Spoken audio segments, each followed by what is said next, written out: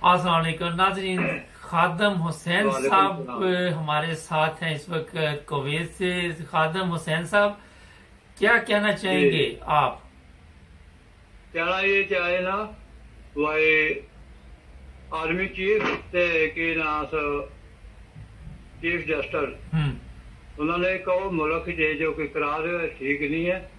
अजा भी काफी रौले न ते आर्मी चीफ से आज करके आया हूं तो कोई अज ना पालन तो करा ना हजे कोई आवाम नाल हम्म।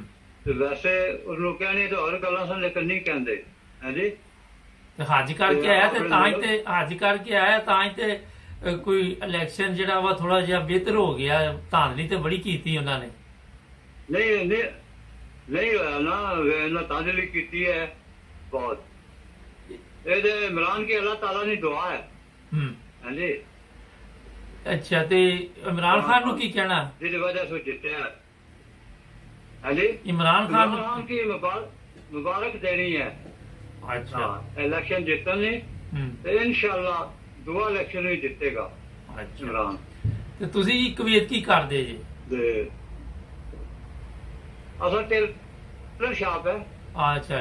ਤੇ ਇਹ ਦੱਸੋ ਕਿ ਨਾ। ਆਪਣਾ ਜਿਸ ਦਿਨ ਇਮਰਾਨ ਖਾਨ ਦਾ ਤੁਹਾਨੂੰ ਪਤਾ ਚੱਲਿਆ ਕਿ 15 ਸੀਟਾਂ ਤੇ ਜਿੱਤ ਗਿਆ ਤੇ ਕਿੰਨੀ ਖੁਸ਼ੀ ਹੋਈ ਤੁਹਾਨੂੰ? बहुत खुशी हुई है जी बिल्कुल।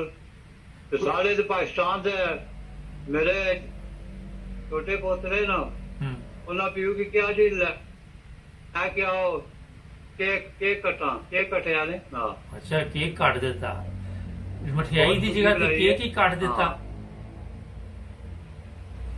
ते बाकी की ना सर से बड़ी खुशी मनाई है हाँ। ਅੱਛਾ, ਕਿੰਨੀ ਦੇਰ ਤੋਂ ਕਿੰਨੇ ਸਾਲਾਂ ਤੋਂ ਕੁਵੈਤ ਦੇ ਵਿੱਚ?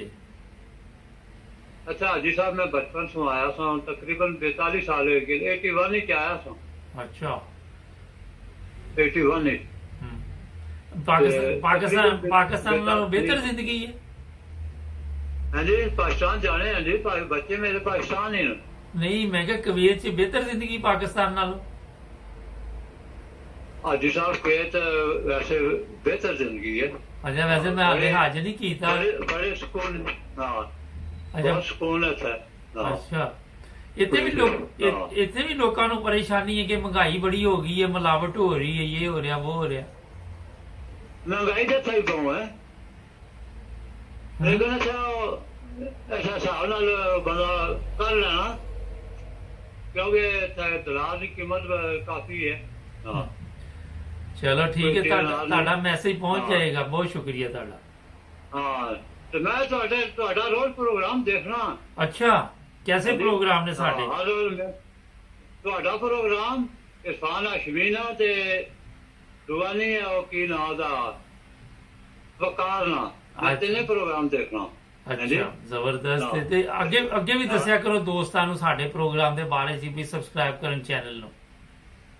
ਹਾਂ ਬਸ ਠੀਕ ਹੈ। ਚਲੋ। ਇਹ ਪਤਾ ਕੀ ਹੈ ਮੈਨੂੰ ਬੜਾ ਪਸੰਦ ਤੁਹਾਡੀ ਜ਼ੁਬਾਨ ਬੜੀ ਪਸੰਦ ਆ ਮੈਨੂੰ। ਚਲੋ, ਕਿਹੜੇ ਮਿਹਰਬਾਨੀ। ਇਲਾਕੇ ਨੇ ਪਾਕਿਸਤਾਨ?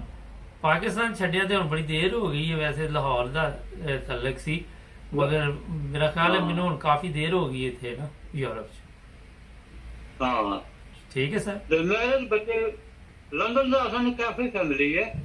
ਲੰਡਨ ਕੀ ਕਿਹਾ ਜੀ? ਲੰਡਨ ਸਾਡੇ ਕਾਫੀ ਫੈਮਿਲੀ ਹੈ। ਅੱਛਾ, ਕਾਫੀ ਫੈਮਿਲੀ ਹੈ। ਚਲੋ, ਅੱਲਾ ਖੈਰ ਹਾਂ। ਰੱਖੇ। ਅੱਜ ਕੱਲ ਤੇ ਗਰਮੀ ਪੈ ਰਹੀ ਹਾਂ। ਲੰਡਨ ਚ ਵੀ ਠੀਕ ਠਾਕ। हाँ हाँ अच्छा बहुत गर्मी लेकिन अच्छा गर्मी ऐसी ना सर को नहीं पर पता लगना हाँ जी। ਚਲੋ ਠੀਕ ਹੈ ਸਰ, ਬੜੀ ਮਿਹਰਬਾਨੀ, ਤੇ ਸ਼ੁਕਰੀਆ। हाँ चलो ठीक है मैं ਤੁਹਾਡਾ बड़ा प्रोग्राम पसंद करना। चलो, बहुत शुक्रिया ਤੁਹਾਡੀ मोहब्बत ਦਾ सवाल। हाँ। थैंक यू नाज़रीन।